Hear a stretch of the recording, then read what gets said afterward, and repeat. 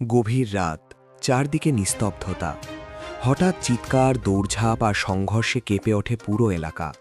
একটি কৃষি জমির মাটি কাটাকে কেন্দ্র করে শুরু হয় তীব্র উত্তেজনা, আর সেই উত্তেজনাই শেষ পর্যন্ত রূপ নেয় ভয়াবহ সংঘর্ষে। বাংলাদেশের ফেনী জেলার ছাগলনাইয়া উপজেলার কন্ট্রাক্টর মসজিদ এলাকায় ঘটে গেছে এই চাঞ্চল্যকর ঘটনা। শনিবার গভীর রাত প্রায় ৩টের দিকে বিএনপির সমর্থকদের দুই গ্রুপের মধ্যে সংঘর্ষে নিহত হয়েছেন এক যুবক। নিহত যুবকের নাম হোনা মিয়া। তার বয়স ছিল প্রায় ৩৭ বছর। তিনি উপজেলার পূর্ব শিলুয়া গ্রামের বাসিন্দা এবং স্থানীয়দের মতে তিনি যুবদলের একজন কর্মী ছিলেন। পুলিশ ও এলাকাবাসীর তথ্য অনুযায়ী দীর্ঘদিন ধরে ওই এলাকায় কৃষিজমির মাটি কাটা নিয়ে বিরোধ চলছিল।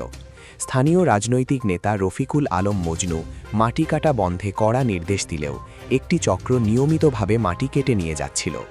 এই বিষয়টি নিয়ে বাংলাদেশ জাতীয়তাবাদী দল বিএনপির সমর্থকদের দুই পক্ষের মধ্যে কয়েকদিন ধরেই উত্তেজনা তৈরি হয়। শনিবার গভীর রাতে সেই উত্তেজনা ভয়াবহ সংঘর্ষে রূপ নেয়। সংঘর্ষে গুরুতর আহত হন অন্তত ৩ জন। স্থানীয়রা দ্রুত তাদের উদ্ধার করে ফেনী জেনারেল হাসপাতালে নিয়ে যান, কিন্তু সেখানে পৌঁছানোর পর চিকিৎসকরা হোনা মিয়াকে মৃত ঘোষণা করেন। এ ঘটনায় আরও ২ জন গুরুতর আহত হয়েছেন। তারা হলেন আলাউদ্দিন সুজন এবং নূর আলম। বর্তমানে তারা হাসপাতালে চিকিৎসাধীন রয়েছেন। ঘটনার পর এলাকায় ব্যাপক উত্তেজনা ছড়িয়ে পড়ে। খবর পেয়ে ঘটনাস্থলে পৌঁছে ছাগলনাইয়া থানা পুলিশ।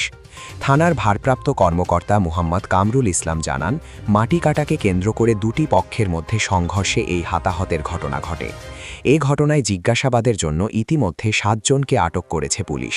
পুলিশ জানিয়েছে পুরো ঘটনার তদন্ত চলছে এবং জড়িতদের বিরুদ্ধে আইনগত ব্যবস্থা নেওয়া হবে। এই ঘটনা আবারও প্রশ্ন তুলেছে, কেন একটি কৃষিজমির মাটি কাটাকে কেন্দ্র করে এমন রক্তক্ষয়ী সংঘর্ষ ঘটল? স্থানীয়রা বলছেন, দ্রুত এর সঠিক বিচার না হলে ভবিষ্যতে আরও বড়